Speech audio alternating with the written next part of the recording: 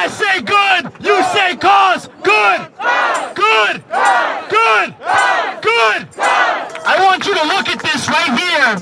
It says Backyard and Hudson Yards presented by Wells Fargo.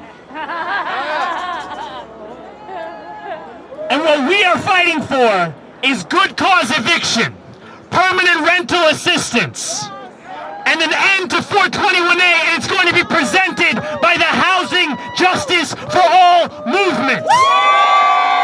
And I think it's very important that we take a moment to underline that evictions are violence. Yes! And when we talk about public safety, we have to be talking about evictions and about the housing crisis.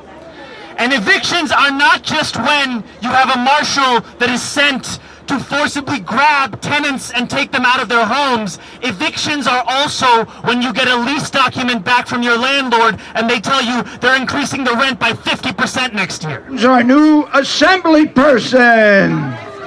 Thank you so much. Thank you so much. I'm still singing the chorus of the Frozen and Moana songs in my head, so I'll be a few seconds before I gather my thoughts.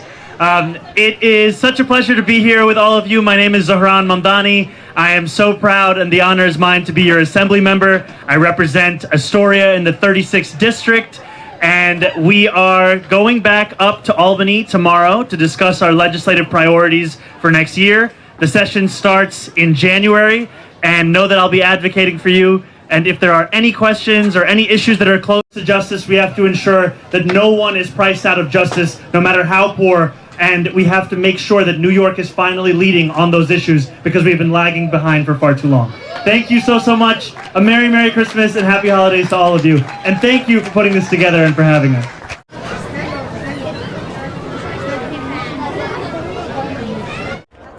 And I will fight, and we will fight until our final breaths to ensure that Zionism is not an entity that has the power any longer to subject anyone to an apartheid system of government.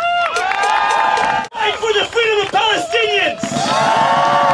Who is ready to say that anti-Zionism is not anti-Semitism? And as I leave, I ask you one thing. Whenever you see a politician, ask them where they stand on Palestine. Too often they feel that Palestine only comes with a cost, that if I speak up, I face the consequences. We want to change that equation entirely. There is a cost from this day forward to your silence. And when you see an elected official, be it a city council person, be it a state assembly person, be it a state senator, be it a congressperson or a senator, ask them, where do you stand on Palestine? Where do you stand on Palestine? I'm here today to stand in opposition to the continued U.S. military aid of $3.8 billion annually to the state of Israel. Can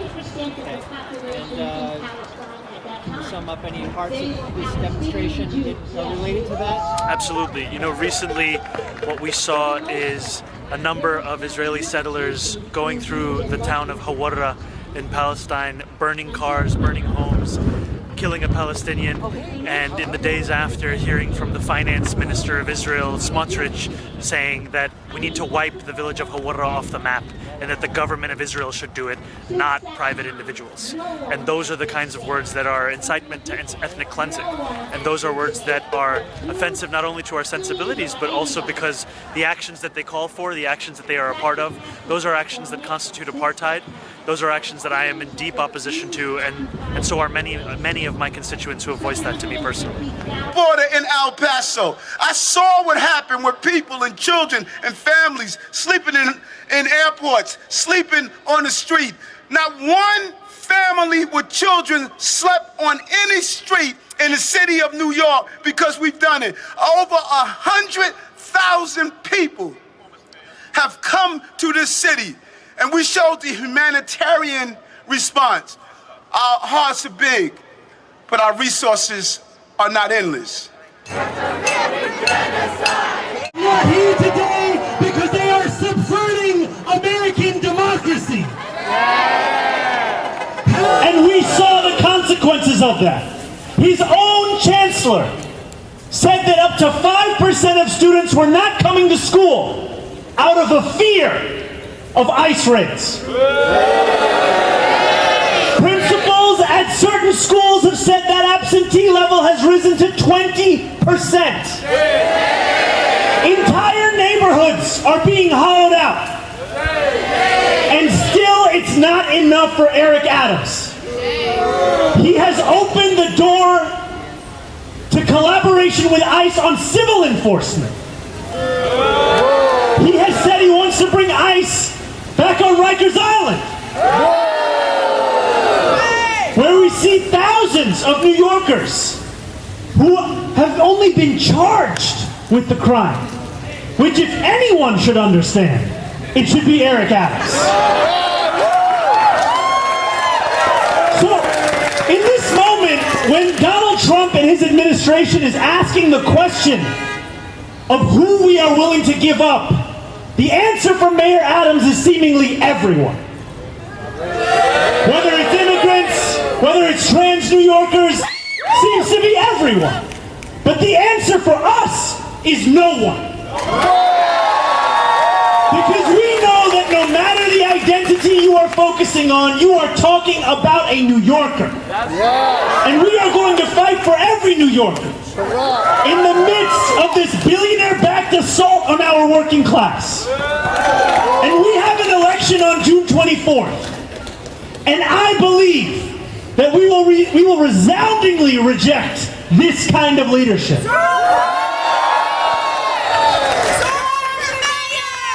But Mayor Adams is a walking emergency. And we cannot afford to wait until June 24th. And that is why I am calling on Governor Hochul to remove Mayor Adams from office immediately. Because every single day that we let Mayor Adams sit in City Hall is another day that he could give up New York City to Donald Trump. So when I say remove, I want to hear you say Adams. Remove! Remove! Remove! Remove! Remove! Thank you so much, New York City. Let's keep going!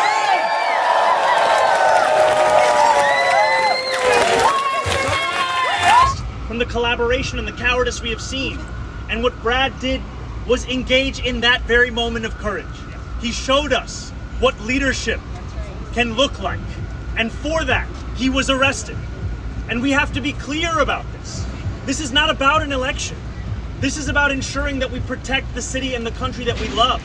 This is about ensuring that immigrant New Yorkers who come here for regular check-ins do not need to fear being separated from their families in the most brutal and cruel ways imaginable. And we know that today's arrest is but one example of what ICE is doing every single day across this country. And as much as we speak about it in the context of Los Angeles, we also know that that authoritarianism is here in New York City. Courts! ICE out of the courts! ICE out of the courts! ICE out of the courts! ICE out of the courts! ICE out of the courts! ICE out of the courts! ICE out of the courts! ICE out of the courts!